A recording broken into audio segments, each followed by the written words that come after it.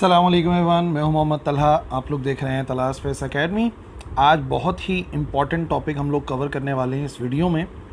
दो किस्म के ग्राफ्स हैं जिन्हें हमें स्टडी करना है, डिस्टेंस टाइम ग्राफ और स्पीड टाइम ग्राफ। किस तरीके से बनते हैं, डिफरेंट केसेस में किस किस्म के ये ग्राफ बनते हैं, आइए समझते हैं। सबसे पहली बात, डिस्टेंस टाइम ग्राफ की बात करते हैं। नाम से ही जाहिर है ये एक ऐसा ग्राफ है जो डिस्टेंस और टाइम के दरमियान में बनाया जाता है, यानी कि एक एक्सिस के ऊपर डिस्टेंस और दूसरे एक्सिस के ऊपर टाइम को प्लॉट किया जाता है। पहला जो हम डिस्टेंस टाइम ग्राफ देखेंगे वो हम देखेंगे यूनिफॉर्म स्पीड के लिए। अगर कोई बॉडी ट्रैवल कर रही है यूनिफॉर्म स्पीड के साथ, तो जो डिस्टेंस टाइम ग्राफ है वो याद रखिए एक स्ट्रेट लाइन होती है। इंपॉर्टेंट बात यह है कि it is always a straight line. और फिर दूसरी बात, जो ग्रेडियंट होता है डिस्टेंस टाइम ग्राफ का वो न्यूमेरिकली स्पीड के बराबर होता है। अच्छा, ग्रेडियंट का मतलब क्या है? ग्रेडियंट का मतलब ये है कि अगर मैं मालूम करना चाहता हूँ किसी भी, इसके लिए एक और लफ्ज़ भी इस्तेमाल हो सकता है स्लोप। किसी भी ग्राफ का अगर मैं मालूम करना चाहता हूँ राइज डिवाइडेड बाय रन, तो उसे कहते हैं ग्रेडियंट। ठीक है ना, उसे क्या कहते हैं? ग्रेडियंट। अब ये राइज डिवाइड बाय रन क्या है? याद रखिए, राइज जो है वो आपको वाई एक्सिस से पता लग जाता है और रन जो है वो एक्स एक्सिस से पता लग जाता है। ठीक है, और इसी वजह से नाम भी दिया गया है राइज और रन, कि आप अगर रन करते हैं तो आप एक्स एक्सिस में हॉरिजॉन्टली मूव करते हैं। जो एक्स है बेसिकली ये किसकी बात कर रहे हैं? ये बात कर रहे हैं हॉरिजॉन्टल मूवमेंट की।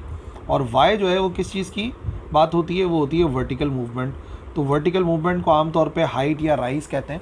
इस वजह से अगर मैं राइज डिवाइड बाय रन करूँगा, यानी कि ग्रेडियंट मालूम करूँगा डिस्टेंस टाइम ग्राफ का, तो वो बराबर आता है स्पीड के। ठीक है, जो अभी हम मालूम भी करेंगे मुख्तलिफ ग्राफ्स में।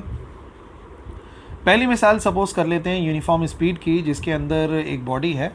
1 सेकंड में उसका फासला 4 मीटर हो जाता है, 2 मीटर में उसका फासला 8 मीटर हो जाता है, 3 सेकंड बाद 12 मीटर हो जाता है, 4 सेकंड बाद 16 मीटर हो जाता है और 5 सेकंड बाद 20 मीटर हो जाता है। यानी कि एक जैसे वक्त में वो एक जैसा फासला तय करता है। अब देखिए, 1 सेकंड में 4, तो 2 सेकंड में 8, 3 सेकंड में 12, यानी कि 4-4 मीटर का ऐड होता चला जा रहा है हर 1 सेकंड के बाद। यानी कि है तो ये यूनिफॉर्म स्पीड। ठीक है जी, तो इस यूनिफॉर्म स्पीड को अगर हम प्लॉट करना चाहेंगे डिस्टेंस टाइम ग्राफ पे, तो लेट्स से ये हमारे पास ग्राफ आ गया। याद रखिए, जो एक्स एक्सिस है यहाँ पर हमेशा हम टाइम को प्लॉट करते हैं। ठीक है, वो क्वांटिटी जो कि चेंज होती है खुद ब खुद उसे एक्स पे रखते हैं, और उसकी वजह से जो चेंज हो रहा है, यानी कि उसकी वजह से जो डिस्टेंस कवर हो रहा है, उसको हम रखेंगे वाई एक्सिस पे। ठीक है, इसको बार बार डिस्कस नहीं करेंगे। आप याद रखिए, अगर डिस्टेंस टाइप ग्राफ बन रहा है तो डिस्टेंस वाई एक्सिस पर आएगा, यानी कि राइज को शो करेगा, और टाइम एक्स एक्सिस पर आएगा, यानी कि वो रन को शो करेगा।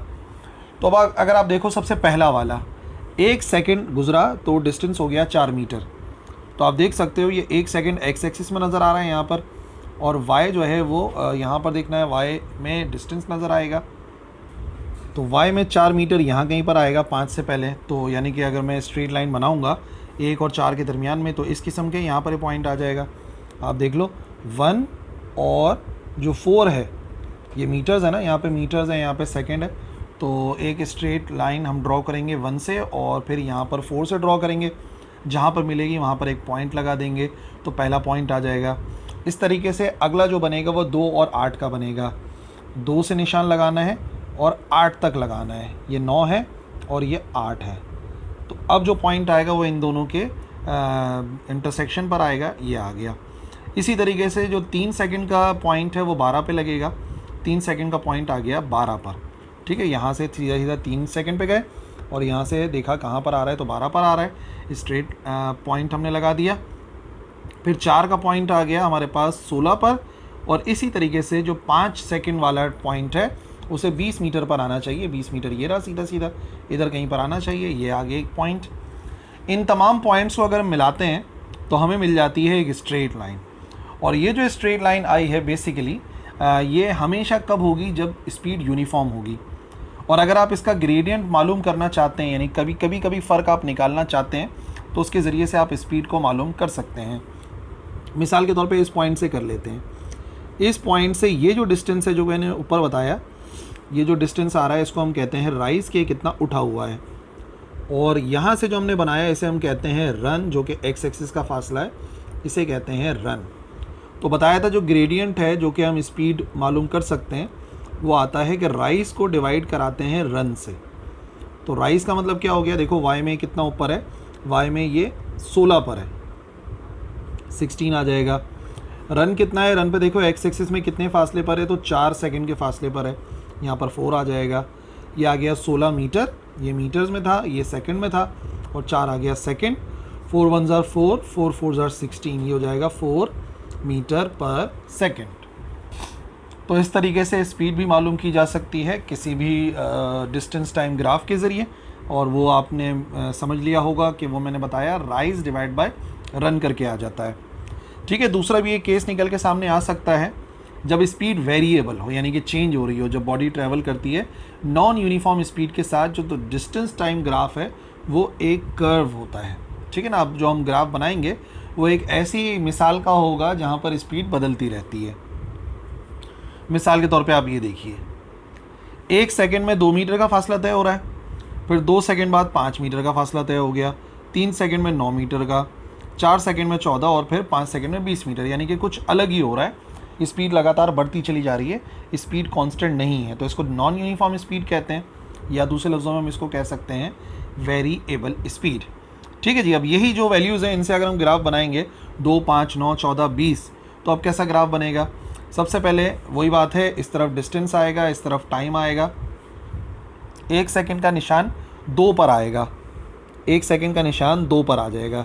ये आ गया हमारे पास 2 मीटर और ये आ गया हमारे पास 1 सेकंड। इसी तरीके से अगला जो निशान आएगा वो 2 पर आएगा, 2 सेकंड से लेके 5वें तक आएगा, यहाँ कहीं पर आना चाहिए। ठीक है, वो देख लो ये पॉइंट आ जाएगा सीधा सीधा। फिर इसी तरीके से 3 और 9 की सीध में आएगा, 3 और 9 की सीध में आ गया, फिर 4 और 14 की सीध में, और इसी तरीके से 5 और 20 की सीध में आएगा। जिसको हमने एक स्ट्रेट लाइन से मिलाया तो हमें नज़र आया कि बेसिकली वो एक स्ट्रेट लाइन नहीं बन रही है, बल्कि वो एक कर्व बन रहा है। और इस कर्व का भी यही मामला है कि अगर आप मालूम करना चाहते हैं कि इसकी स्पीड कितनी है, तो जाहिर सी बात है वो लगातार बदलती चली जा रही है, पहले कम थी, फिर ज़्यादा और आखिर में बहुत ज़्यादा हो गई। ठीक है, तो हमारे पास जो ग्राफ था सबसे पहले यूनिफॉर्म स्पीड का, वो एक स्ट्रेट लाइन थी, और नॉन यूनिफॉर्म का आपको नज़र आ गया कर्व। पर एक तीसरा केस भी तो हो सकता है, अगर बॉडी रेस्ट में हो तो क्या होगा, यानी कि ऑब्जेक्ट मूव ही नहीं कर रहा, वो पोजीशन ही चेंज नहीं कर रहा, तो इसका मतलब वो कोई भी डिस्प्लेसमेंट कवर नहीं करेगा, टाइम के लिहाज से उसकी डिस्प्लेसमेंट में कोई फ़र्क नहीं आएगा। मिसाल के तौर पे 1 सेकंड में वो 10 मीटर पर खड़ा हुआ था, 2 सेकंड में भी 10 मीटर पे खड़ा हुआ है, 3 सेकंड में भी 10 पर, 4 सेकंड में भी 10 पे, 5 सेकंड में भी 10 पे, यानी कि उसकी पोजीशन चेंज नहीं हुई टाइम के लिहाज से। अब जो ग्राफ बनाएंगे उसमें 1 सेकंड का निशान 10 पर आएगा, ये आ गया, 2 सेकंड का निशान भी 10 पर आएगा, 3 सेकंड का निशान भी 10 पे आएगा, 4 का भी और 5 का भी। इस तरीके से अगर हम इन तमाम पॉइंट्स को मिलाते हैं तो हमें एक ग्राफ मिलेगा, एक हॉरिजॉन्टल लाइन। इसको स्ट्रेट लाइन नहीं पढ़ते, इसको ऑप्शन के अंदर अगर कभी MCQs में आए तो इसको हम कहते हैं ये एक हॉरिजॉन्टल लाइन है, क्योंकि स्ट्रेट लाइन तो सीधा सीधा ऊपर की तरफ जा रही थी ना। तो ये 3 किस्म के ग्राफ हो सकते हैं, स्पीड टाइम ग्राफ, जो कि डिस्टेंस टाइम ग्राफ। एक हो गया यूनिफॉर्म स्पीड के लिए, एक हो गया वेरिएबल स्पीड के लिए, और तीसरा हो गया कि जब कोई ऑब्जेक्ट रेस्ट में होगा। ठीक है जी, दूसरे टाइप के ग्राफ जिन्हें हम कहते हैं स्पीड टाइम ग्राफ, इसमें एक्स एक्सिस के अंदर टाइम रहता है और वाई एक्सिस के अंदर डिस्टेंस की जगह पर स्पीड आती है। स्पीड टाइम ग्राफ हमें बताते हैं कि स्पीड बढ़ रही है या कम हो रही है, हर सेकंड में कितनी बढ़ रही है, कितनी कम हो रही है, और जो ग्रेडियंट होता है स्पीड टाइम ग्राफ का, उसके ज़रिए हमें एक्सेलरेशन मिल जाता है। और एक बड़ी ही ज़बरदस्त बात जो आपने याद रखनी है कि जो डिस्टेंस कवर हो रहा होता है उस सूरत में, वो हमेशा एरिया अंडर द कर्व से पता लग जाता है। जो भी कर्व बनता है उसके नीचे का अगर हम एरिया मालूम कर लें तो ईज़िली हमें पता लग जाता है कि ये बॉडी डिस्टेंस कितना कवर करेगी। इसकी मिसालें मैं आपको समझाऊंगा भी, अभी आगे देख लेते हैं वही केसेस। अगर ऑब्जेक्ट रेस्ट में है, यानी कि वो पोजीशन चेंज नहीं कर रहा, यानी कि स्पीड 0 है। अगर स्पीड 0 है तो मिसाल के तौर पे ऐसा कुछ कर लेते हैं, 1 सेकंड में स्पीड 0 मीटर पर सेकंड, 2 में भी 0 मीटर पर सेकंड, 3 में भी 0, 4 में भी 0, 5 में भी 0। स्पीड तो है ही नहीं ना, रुका हुआ है, स्पीड 0 है।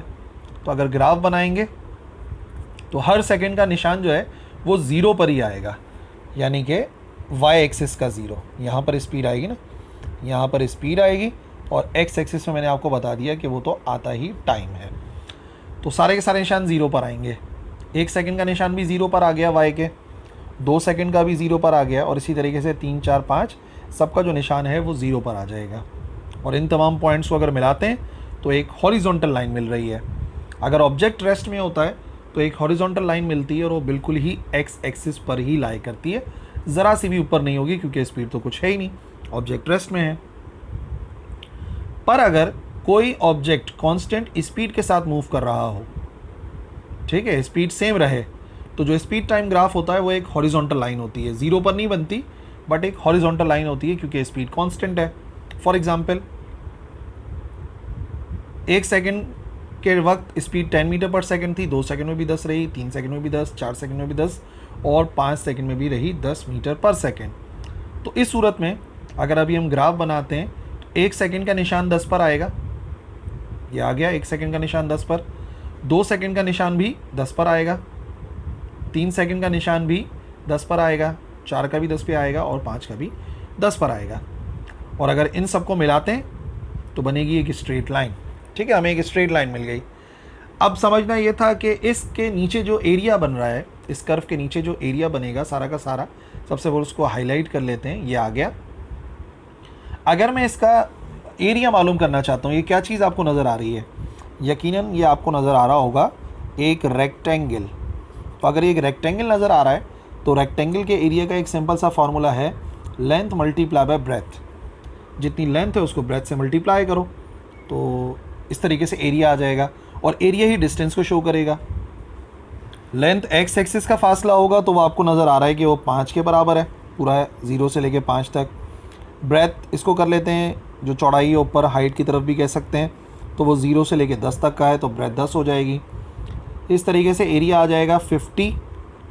और हमने क्या बताया कि जो एरिया अंडर द कर्व होता है वो जाहिर करता है डिस्टेंस कवर्ड को।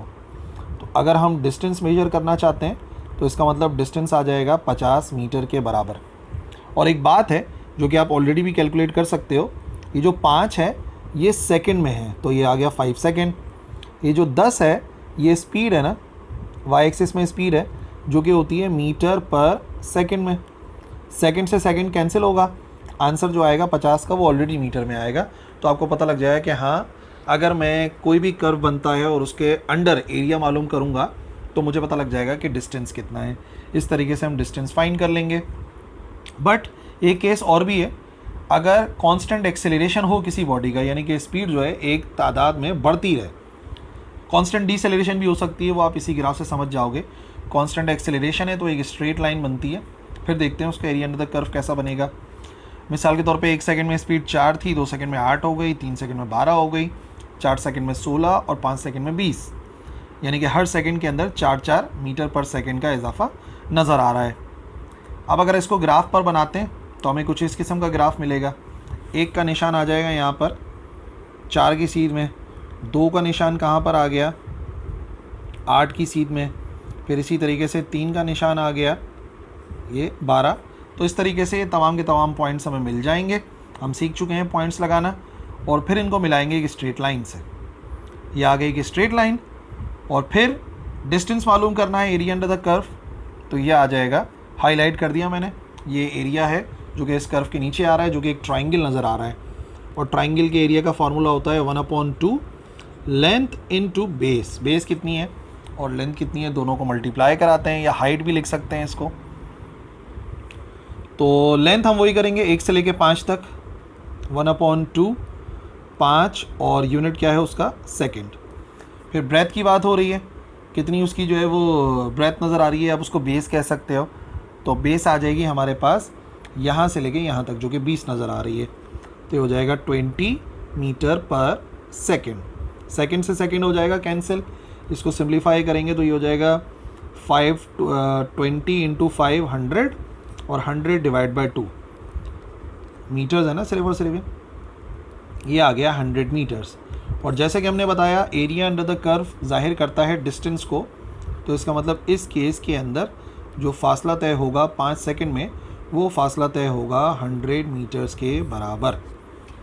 ठीक है जी, तो ये भी एक मिसाल हो गई जिससे आपने area under the curve calculate कर लिया। तो आज की वीडियो को समराइज़ करते हैं। डिस्टेंस टाइम ग्राफ कैसे हो सकते हैं? अगर एक कांस्टेंट स्पीड है तो आप देख सकते हो यहाँ से लेके यहाँ तक का बनेगा। अगर रुक गई तो डिस्टेंस चेंज नहीं हो रहा है, एक स्ट्रेट लाइन बनेगी। और फिर अगर स्टार्ट पर वापस जा रहे हैं तो इस तरीके से नीचे की तरफ आ जाएगा। बॉडी की स्पीड बढ़ रही होती है अचानक से तो इस किस्म का कर्व बनता है। बॉडी की स्पीड डिसेलेरेट हो रही होती है तो इस तरीके से कर्व बनता है।